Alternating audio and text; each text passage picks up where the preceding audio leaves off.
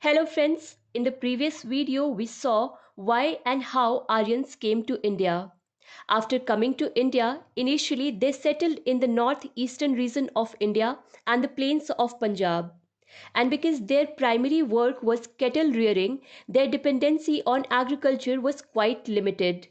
That's why they were always looking for pastures.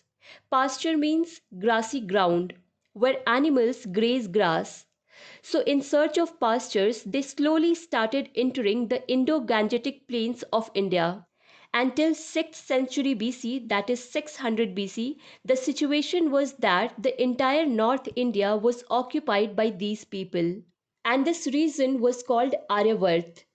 So we saw that between 1500 BC to 600 BC, we got to see Vedic culture in India, and we get information about it from archaeological evidences and Vedic literature. Vedic literatures, that is Ved. So, on the basis of time, Vedas can be divided into two chronological strata: early Vedic and later Vedic. Rig Ved was composed in early Vedic period, while rest of the Vedas were composed in later Vedic period. Actually, only from Rig Ved we get information from 1500 BC till 1000 BC. That is why this period is called Rig Vedic period.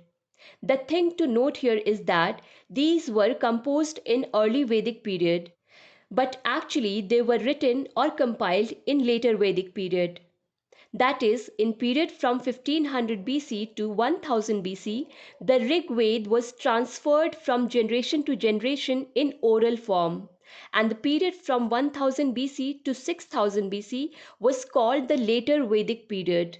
So in this video we will talk about Rig Vedic culture, that is from 1500 BC to 1000 BC. And as we said that we get information about this period from Rig Ved. Saptasindhu is mentioned at several places in Rigved. Saptasindhu, that is land of seven rivers. These seven rivers are Indus, that is Sindhu, Saraswati, which is now dry. Apart from this, five rivers of Punjab, that is Jhelum, Chenab, Ravi, Vyas, and Satluj. Satluj has been called Shatudri in Rigved, Vyas as Vipas, Ravi as Parushni, Chenab as Aksini, and Jhelum as Vitasta. But if the name of any of these rivers is mentioned the most in Rigved, then it is Sindhu and Saraswati. River Yamuna and Ganga are mentioned only two times. Yamuna two times and Ganga once. It means early Aryans did not know anything about India beyond Yamuna and Upper Ganga. Their geographical knowledge was limited only to Yamuna and Upper Ganga. This also shows that in the Rig Vedic period, Aryans used to mostly live in the Indus region. Apart from this, we also get to know the political organization, social life, economic condition, and religion of Aryans from Rig Veda. So let us see what was the structure of political organization of Aryans in the Rig Vedic period. At that time, the basic unit of political organization of Aryans was Kul, that is family, and many families who lived together were called Gram, that is village.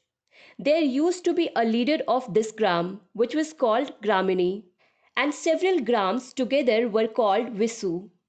Each Visu had a leader and he was called Vishayapati. And in this way, a group of many Visus was called Jan. And the highest political unit of the early Vedic period was Jan. Jan used to represent a tribe. That is, we can say Jan was basically like a tribal kingdom whose head was called Rajan. Rajan means king, and because he is the king of a tribe, therefore he can also be seen as a tribal chief. So in the Rig Vedic period, Jan was a tribal kingdom, but a kingdom that did not have any land of its own. That is to say, it did not rule over any specified area of land. They still used to change their places in search of pastures, and it was the responsibility of Rajan to protect the people and cattle of his Jan, and that is why he was also called Gopati. So it means that this was a huge responsibility on Rajan. So it is obvious that he would have a team with the help of which he would be carrying out the responsibility. So there was a Purohit in the team to support him, that is, priest.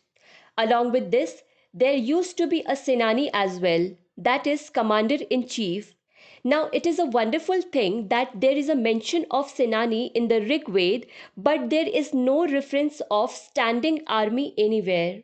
That is, if one tribe goes on war with another tribe, then the army was prepared before the war. Apart from this, there were also two tribal assemblies to support Rajan, which helped Rajan in judicial and political functions. These two tribal assemblies were Sabha and Samiti.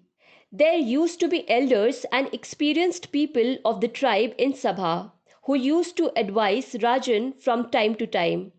And Samiti was a general body in which all the members of that tribe used to be part of.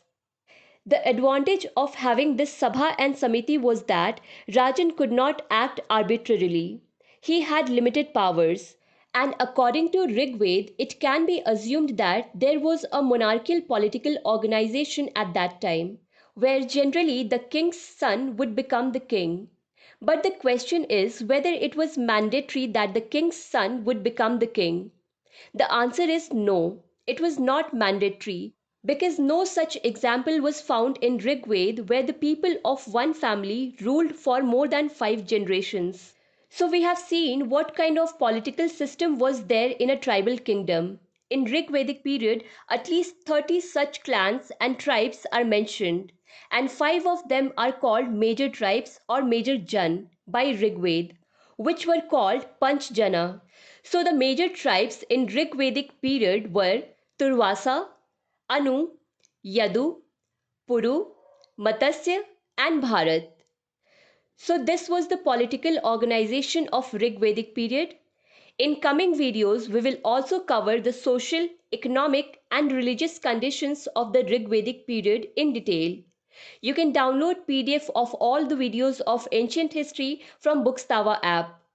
To understand Indian history and Indian polity in detail, do follow Bookstava playlist. Link is given in the description box. Thank you for watching Bookstava.